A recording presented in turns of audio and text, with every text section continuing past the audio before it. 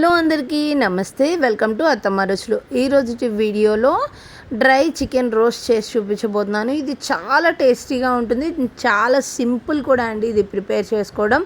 పిల్లలు చాలా ఇష్టంగా తింటూ ఉంటారు. ఇంకా మనకి రసం, పప్పుచారు కాంబినేషన్లోకి ఇంకా అద్భుతంగా ఉంటుంది.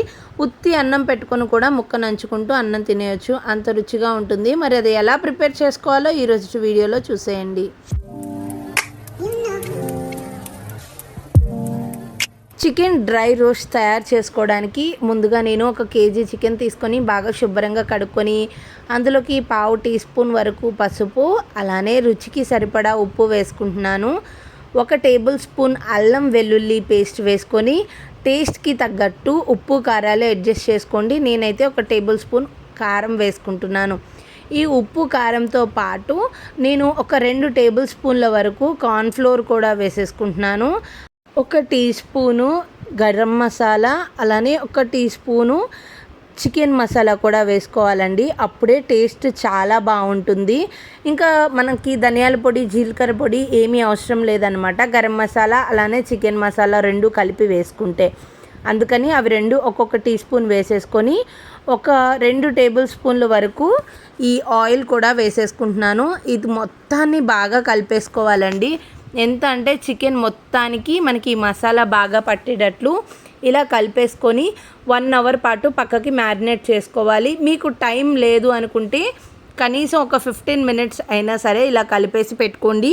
టైం ఎక్కువ ఉంది అనుకుంటే ఒక 2-3 అవర్స్ నానినా చాలా బాగుంటుందండి మన ఈ చికెన్ రోస్ట్ ఫ్రై అనేది. ఇదైతే మా ఫ్రెండ్ ప్రిపేర్ చేస్తుంది. సో మా ఇంటికి వచ్చింది, తను ఇది చాలా బాగా ప్రిపేర్ చేస్తుందని తనతో చేయించుకున్నాను. డీప్ ఫ్రైకి సరిపడా ఆయిల్ పెట్టేసుకొని ఆయిల్ కాస్త హీట్ అవ్వగానే స్టవ్ని మీడియం టు హై ఫ్లేమ్లోకి అడ్జస్ట్ చేసుకొని ఈ చికెన్ ముక్కల్ని ఒక్కొక్కటిగా వేసుకొని ఫ్రై చేసుకోవాలి. అస్సలు ఆయిల్ పీల్చదండి, టేస్ట్ అయితే చాలా చాలా బాగుంటుంది.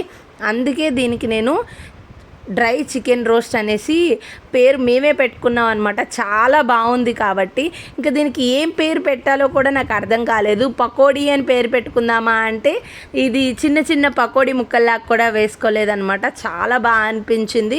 ఇంకా బిర్యానీ కాంబినేషన్లోకి చాలా బాగుంటుందండి. ఇలా వేయించేసుకొని మీరు దమ్ బిర్యానీలోకి, ఫ్రై పీస్ బిర్యానీ లాగా ఇట్లా చేసుకున్న చాలా బాగా అనిపిస్తుంది అనమాట. ఒకసారి ట్రై చేయండి.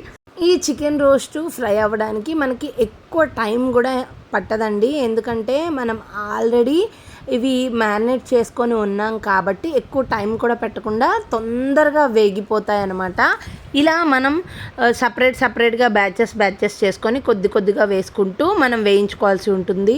అప్పుడే అన్నీ ఈవెన్గా ఫ్రై అవుతాయండి. చూడండి ఎంత చక్కగా మనకి ఫ్రై అయిపోయాయో.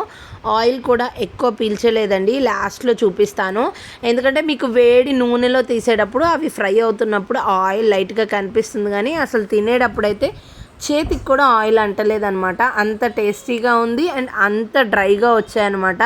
మీరు తప్పకుండా ట్రై చేసేయండి. చూశారు కదా ఎంత సింపుల్గా ఈ చికెన్ డ్రై రోస్ట్ అనేది తయారు చేసుకోవచ్చో.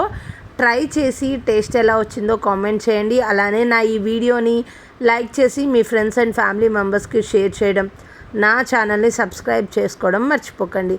అలా చేయడం వల్ల నేను ఏ వీడియో చేసినా మీకు నోటిఫికేషన్ ద్వారా అందుతుంది. Thank you for watching.